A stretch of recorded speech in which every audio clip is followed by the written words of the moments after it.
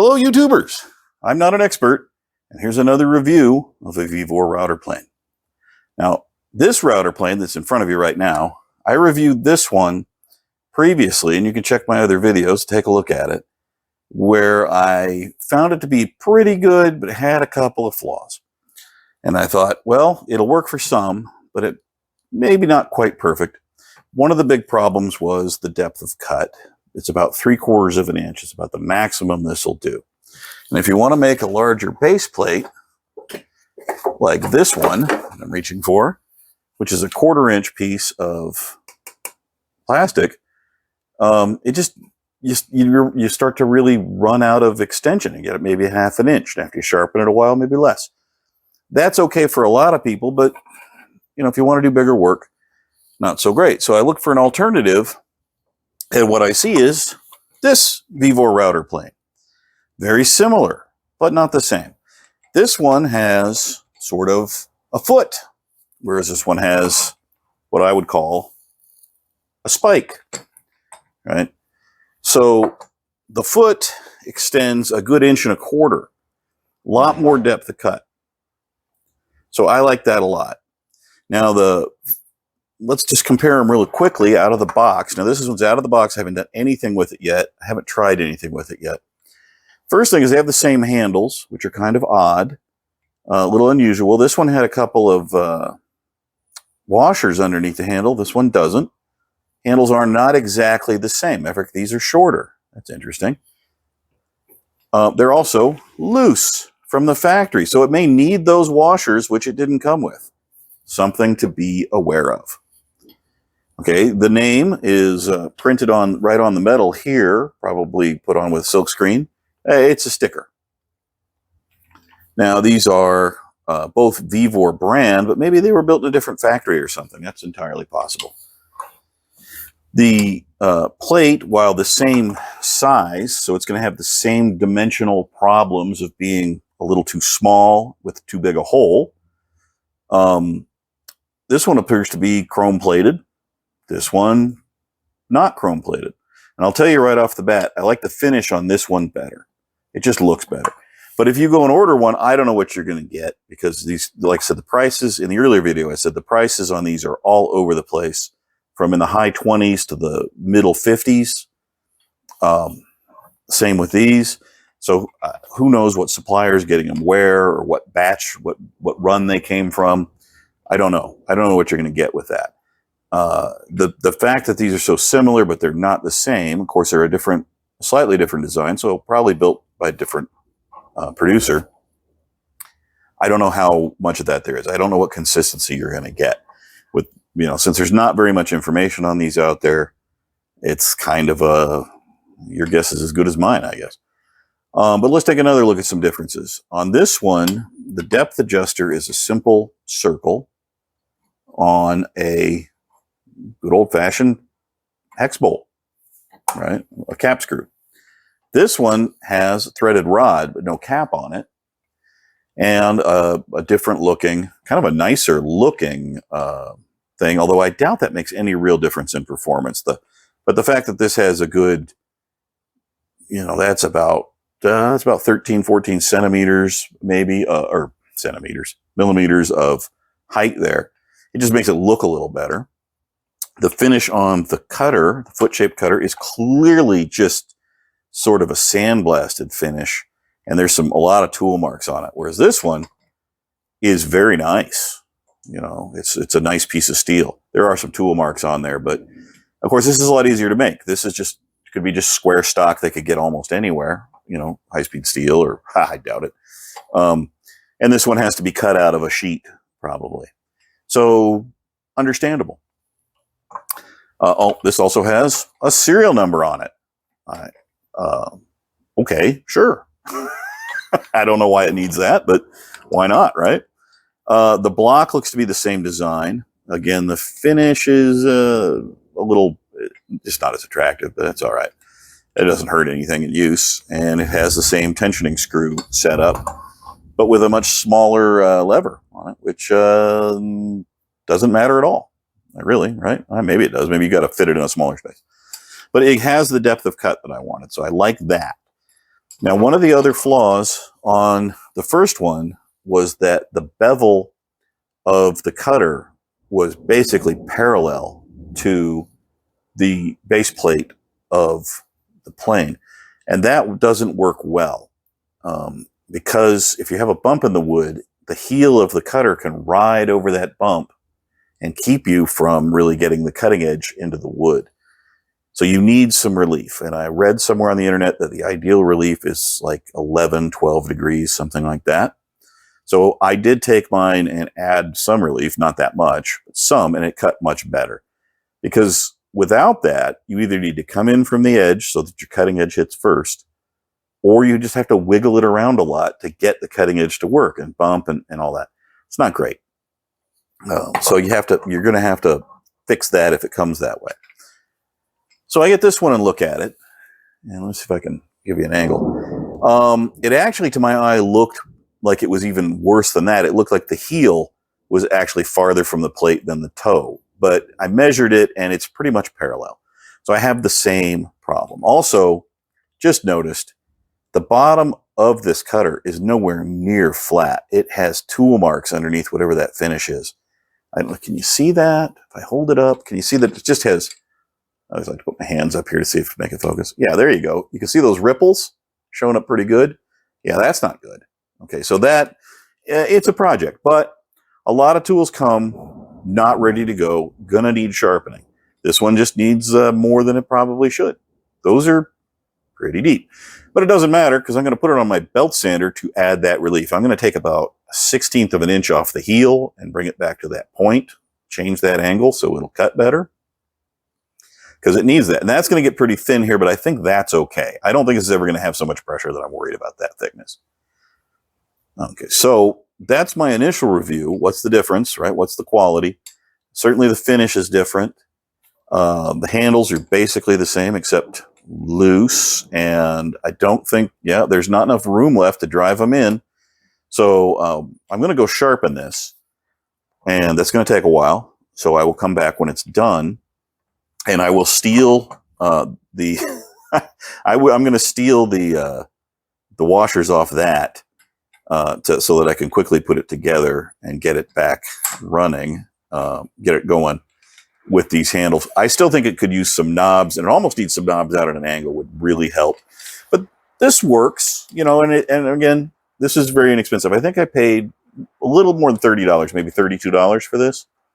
So still a third the cost of, what I think is probably, a really good one, which are the sort of Stanley 71 knockoffs that are out there. They're not even knockoffs. They're actually improvements in some ways. They usually have a better depth adjuster, or at least a better looking depth adjuster on them, the new ones. So anyway, let me go do that. It's going to take a little while. I will come back and we will practice on a little bit of wood and see how it cuts. I'll give you my opinion of, that is brutal. Those ripples are all over the top of the blade too. This blade is actually kind of sharp. No, it's not. No, it isn't. It's kind of sharp for, no, it's just not. It's not really sharp enough. That'd probably hack away some wood okay, but that's not really very sharp. And of course it's a terrible rippled edge. So QC on this one, I'm going to say is not as good as this one, but that could be, show them to you better. I'm so good at this. This one I think had a little better quality control for the same design. And I actually got to also say I like the plain steel better than I like this chrome version. I don't know if these have any resale value now that they're in my hand, so I may take the parts apart. Someone asked in one of the comments if I could remove the block and then replace the whole plate. And it sure looks like you can. There's 4 2.5 millimeter cap screws in here, or hex screws. So it does look like, and that looks the same. Make sure they're 2.5s. They are. So yeah, it does look like you could use the block and the cutter to make your own project with, which would be really cool if someone does that. I don't know if I'm going to get around to that, but that's neat. Ooh, it's raining outside. All right, I'm going to go do some grinding and some polishing and some who knows what else, and we'll see what we get.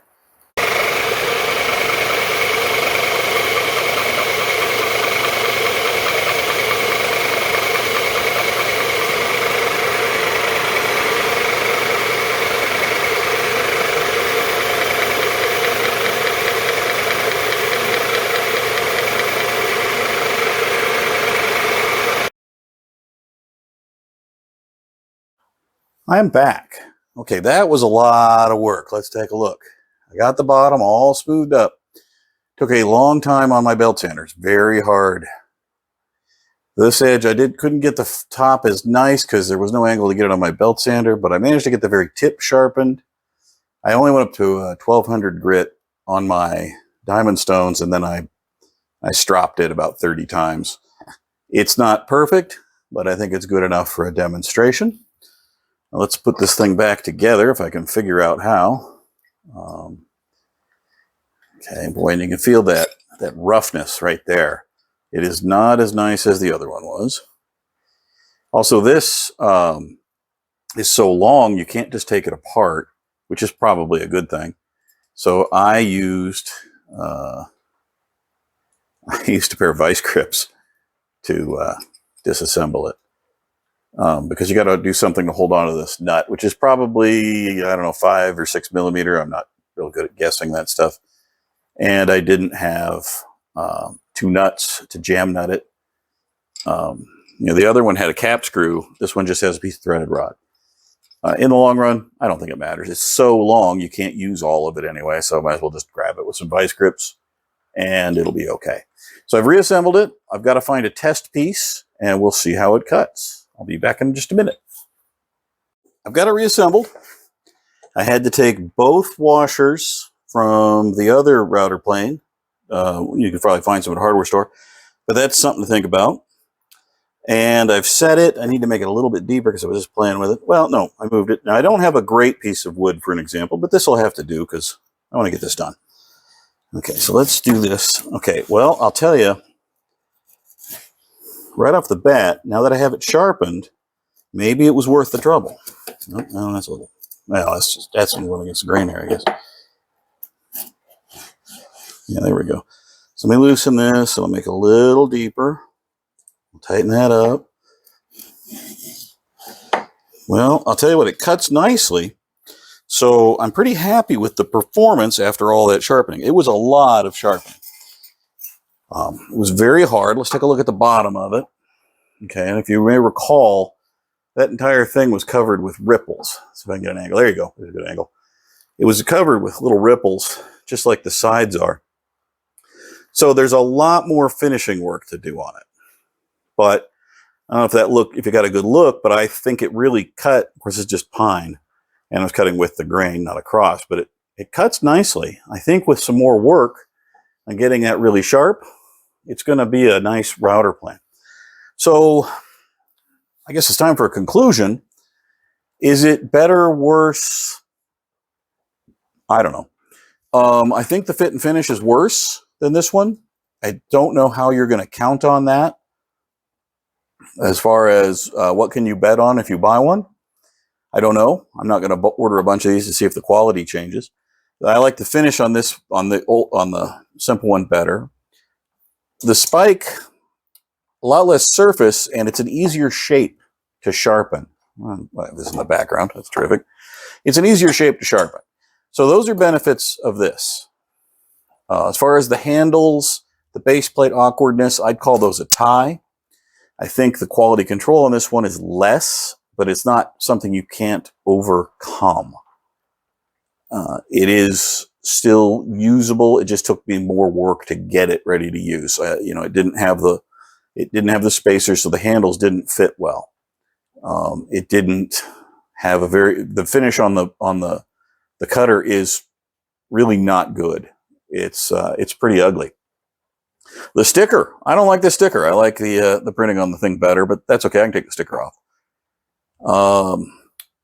This, I don't know. That's a tie. It would be really nice if this would knurled. It's not, but that's not a deal breaker to me. I'll have to put my plastic plate on it and try that out, but I need to change the shape of the hole, so I'll do that. But I'm sure that'll work fine. I have a lot more depth to work with. I just need to move where the hole is because this cutter is very long, longer than it needs to be in my opinion, but that's what someone chose to do.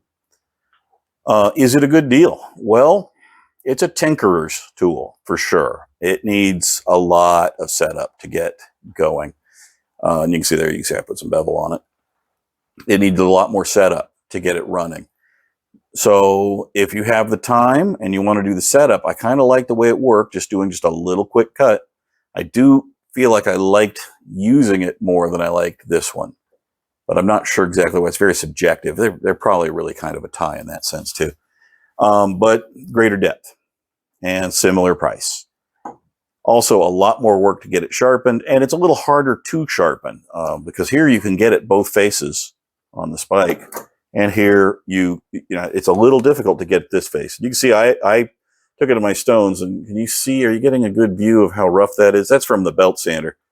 You know, it's a stationary belt sander, and I didn't bother to buff all that out. I did sort of like a secondary bevel on the tip just to get that tip sharpened up, and I flat sharpened the foot, the base, just to get it going, because that's pretty easy to do. Just lay it down, just slap it down on the stone and rub it back and forth.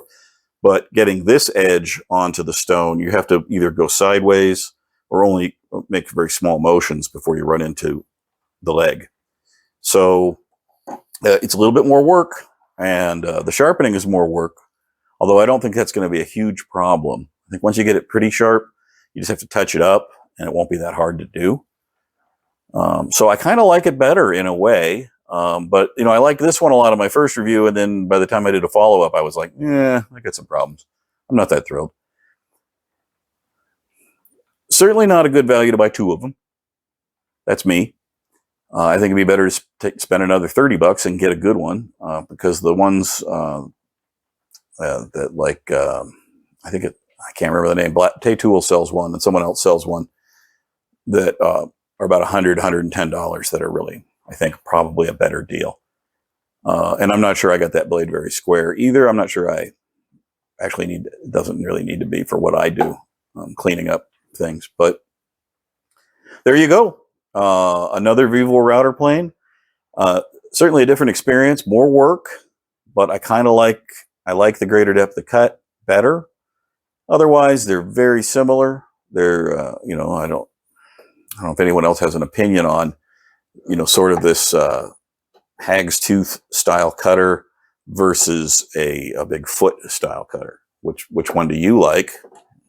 Terrible at getting things on the screen. I don't know, take your choice. If you're in the market for a real bargain and you don't mind doing a little work, there you go. I've got a better angle. Hopefully you can see it cutting better. I've got a handmade dado here that I cut with a saw and a chisel. And I'm going to try to just trim it up a little bit. Lower that. Let the blade fall. That's probably too deep. Let's give it a try. All right, that's too deep really, but look at it go. Oh, I got to get a sturdier workbench.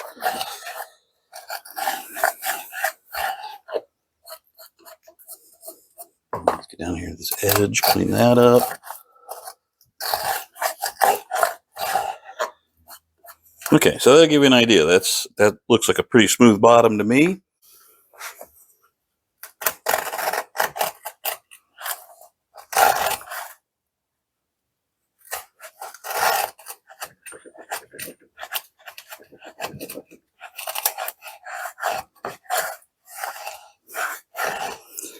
Also works pretty good. Kind of a tie on their cutting ability. I still kind of like the other one with big foot just slightly better. Very subjective. I think if I lower that a little bit, there we go, we'll lower the blade. I think you can see that they both can work.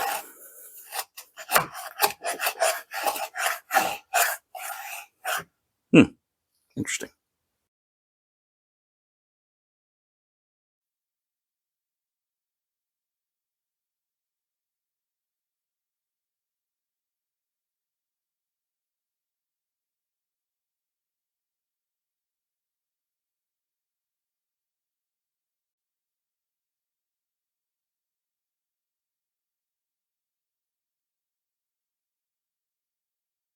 A little follow-up, a little last minute. I have gone ahead and put my plastic base on it. It's very tight here. These are 1/4 by 20, so those are 7/16 nuts. And there's just enough room. Okay, let's see if I tighten this down. Okay, I didn't give myself a lot of room to work. Let me move the camera. There you go. Can you? Let's see if I can get the camera at a nicer angle. There we go. I gotta reach around the camera now.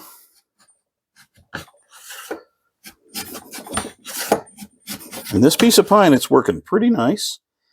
Now, a trick I saw was loosen up the tension, run the down to there, and leave the tension loose. And now the blade will fall whatever the gap is there, and then you can cut again. And it's a little thick, maybe. If you want to move some wood, that's good. Maybe turn it down halfway and then do it. Anyway, yeah, with the base on it, now you can get way out without tipping. A little close in here. See that? And so you got a lot more support and more room with this cutter. And you can see my base is pretty simple. You can't see it because I'm bad at this. All right, we'll catch you later.